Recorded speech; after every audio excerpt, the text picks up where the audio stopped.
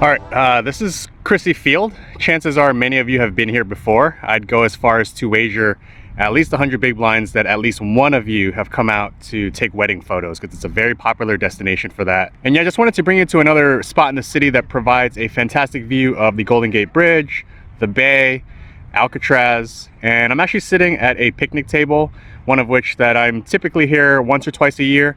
My good friend Chadwick throws barbecues every year, and this is the spot that we typically do. Unfortunately, that's on pause because of the circumstances, but definitely look forward to having a barbecue out here when we can. But yeah, that's gonna do it for me here. Let's hop into the poker, and I'll bring you to another Bay Area site in the next video. All right, just closing things out from Lucky Chances. It's a Friday, November 6th. Got a relatively early start today at 2:30. It's only 8:30 now, so a 6-hour session. I made another rookie mistake today, which is I didn't dress warm enough. It was incredibly cold. Wish I would have brought an additional hoodie. The one positive thing though is that there were a lot of interesting hands tonight, so let's get into those. In an early hand of the session, it's a straddle pot. I come along from the small blind with 5-7 of diamonds, 6 ways. It's a hand to tread carefully with since I am out of position and can get reverse implied. I'm actually okay with a raise sometimes to just steal the dead money, or even folding this hand in tough lineups. That said, we go 6 ways to a flop of King 8 deuce with 2 diamonds, so I flop a flush draw and a backdoor straight draw.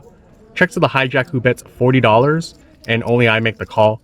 Turn comes a jack of diamonds, so I make the flush, and he's playing roughly $375 back, so I decide to just lead for $100. He thinks about it for a little while, and lets it go. This next hand's pretty interesting. It's 7-handed. I raise it from under the gun to $20 with pocket 7s. Low jack 3-bets me to $55.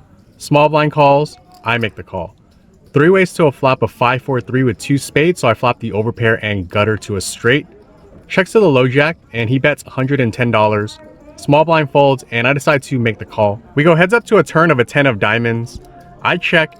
He bets $275, and it's an interesting spot because he 3-bet small pre, which makes it a bit hard to put him on a hand when he shows flop and turn aggression on this board texture, particularly since he's pulling out a bit on the turn, and I've got pocket 7, so I block some really strong hands here. Natural ranges in this spot would be split between overpairs and flush draws and maybe a hand like top set. So all that said, I decide to make the curious call. The river comes a 6 of spades, so I make the straight, but it does complete the front door flush. He's got $300 left, and if I check, I'm going to end up calling pretty much regardless, even if I am losing to a flush. That said, if he has an overpair, maybe he'll make a crying call if I decide to jam. So that's what I decide to do. I put in the money, and he pretty quickly calls, and he tables 6-7 of clubs. So we chop it up. I didn't put him on that hand, of course, and while I get bailed out in this spot, I do pick up some valuable information for the future.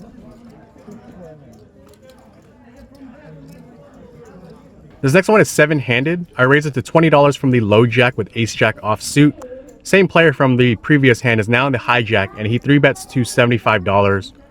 Small blind cold calls, and big blind jams for $900. When he gets back to me, it's an easy fold, of course, but had the small blind and big blind not joined the hand, I actually would have folded in this spot for 2 main reasons. 1, ace jack doesn't perform that well in this spot. 2, his 3-bet sizing is different than last time when he 3-bet small with suited connectors. So not sure how well he's balancing his 3-bet sizes, but just with the limited info, I'm giving him credit for a top end value range in which I'm dominated. So I fold, and hijack tanks for a while and decides to call it off for $800. Small blind ends up getting out of the way, and they go to a run out, which comes queen high. Hijack tables ace king offsuit, and the small blind tables pocket kings to take it down. This next hand is a quick one that demonstrates that I can play tight. Under the gun, limps. I raise it to $25 from the low jack with jack 6 of spades, and I get calls from the button and under the gun. 3 ways to a flop of 10-9-6, 2 diamonds. It's a good flop since it's hard to make a pair, and so when under the gun checks, I fire $45 to deny, and both players release their hands.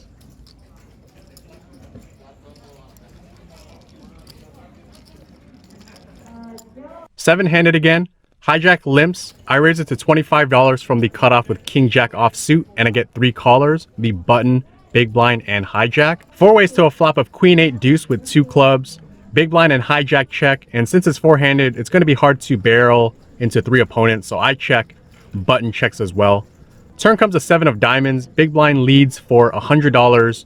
We all fold. So a bit of a nothing hand here, but just a reminder that the hand known as the solo act, Jack King off, should be avoided in multi-way scenarios. All right, we're fully 8-handed in this next one. Cut off limps. I raise it to $25 from the button with Ace King off suit. Small blind puts in a 3-bet to $85, and only I make the call. We go to a flop of Jack 7-6 with 2 diamonds. He down bets it for $75 with 350 back. I decide to peel one here and call. We go to a turn of a king of spades, so I make top pair. He bets $145, and it doesn't feel like he has too much here, or it's possible that he has a hand like queen-queen, and I just outdrew him. I could just call and hope that he puts in the remaining $200 on the river, but with draws on this board, maybe he has one of them, so I'm going to increase the cost to have him see those draws through. I decide to jam, and he pretty quickly lets his hand go.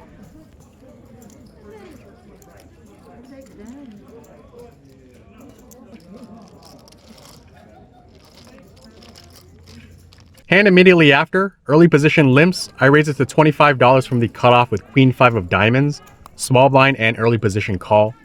We go to a flop of 10-5 deuce with 2 hearts, so I flop middle pair on a flush draw board. Checks to me, I fire $50 and only small blind calls. We go to a turn of a 10 of hearts, so now I don't beat anything, and when he checks, I decide to check it back. River comes an ace of clubs, action checks through again. He tables king 6 of hearts to take it down with the flush.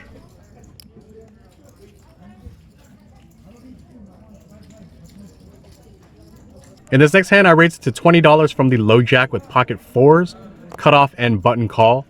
Small blind 3-bets rather small to $80, and he's playing another $600 back. I decide to make the call, cutoff calls, and button folds.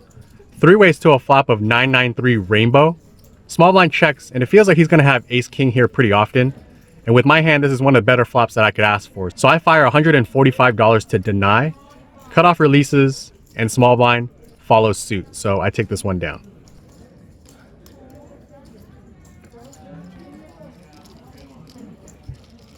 We are playing 5-handed in this next one. There are 2 limps. I pick up ace king off suit from the small blind and raise it to $30. Only the hijack makes the call. We go to a flop of 10-8-7 with 2 hearts. Action checks through. We go to a turn of a jack of hearts, so I pick up the nut flush draw. I check. He fires $75 with $500 back.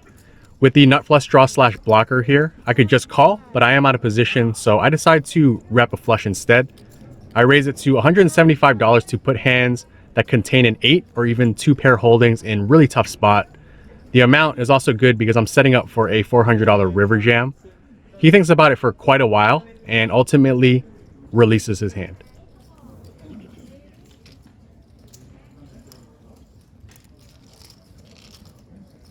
Going back to 7-handed, and it's a straddle pot this time.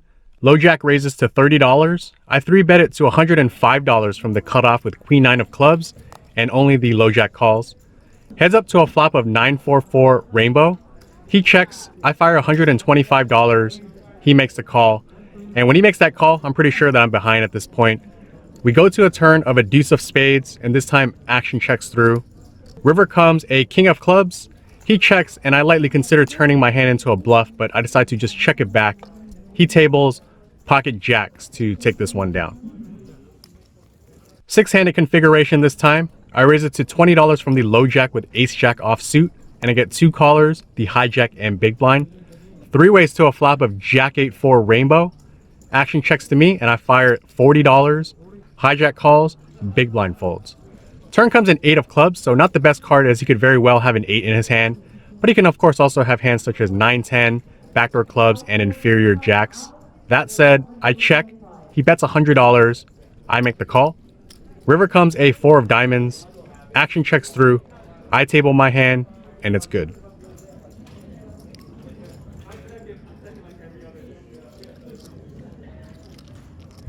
These last few hands are going to be the most interesting, as we're playing 5-handed, and there are 2 really good players at my table, 2 of which I'd consider some of the best cash game players in the Bay Area. The button, who is one of those really good players, raises to $15.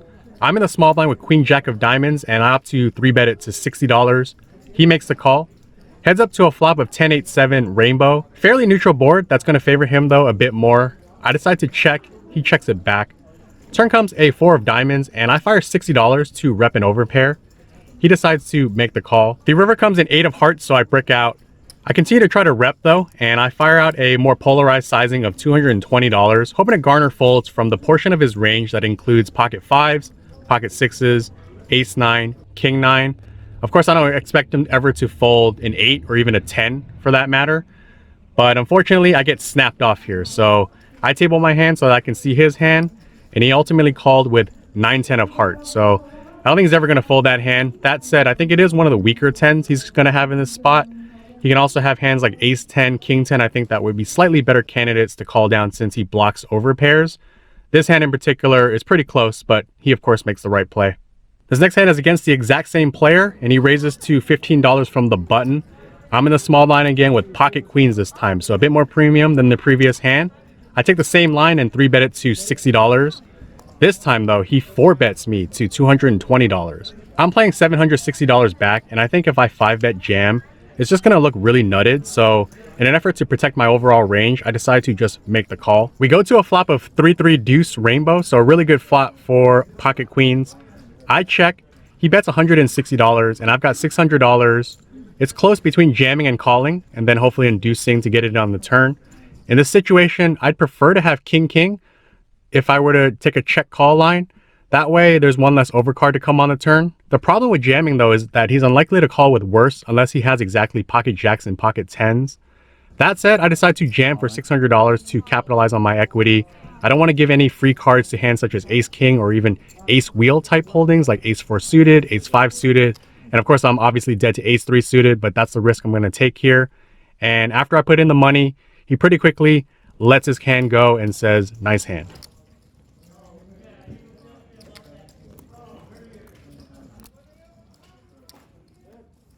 All right, last interesting hand to go through, and once again, it is 5-handed, and this time it involves those 2 really good high-level thinking players. Same player in the cutoff from the previous hand raises to $15. I flat on the button with king 6 of hearts. Big blind, who is the other good thinking player, 3-bets to $60. Cutoff calls, and I make the call. We go 3 ways to a flop of king queen 8 rainbow, so I flop top pair, bad kicker, backdoor hearts. Big blind down c-bets $50 as I'd expect him to do with his entire range on this advantageous flop. Cutoff folds, I make the call. The turn comes a 3 of clubs, so it puts out the backdoor flush draw. He fires out a more polarized sizing of $220, and I'm not ready to let my hand go. There's a myriad of hands that he can have on this particular board, and top pair, even though it's a bad kicker, still fares to be ahead a decent percentage of the time, so I make the call. The river comes a 6 of diamonds, so I make 2 pair. But it doesn't really change too much because I was calling on the turn believing that I had the best hand and not necessarily to outdraw. And a 6 is a very clean river to keep calling if he decides to show aggression. And he does just that. He jams for $650. I make the pretty quick call, and he says, you win. So I table my hand, and he later tells me that he had turned ace queen into a bluff, which is a really high level thinking play on his part.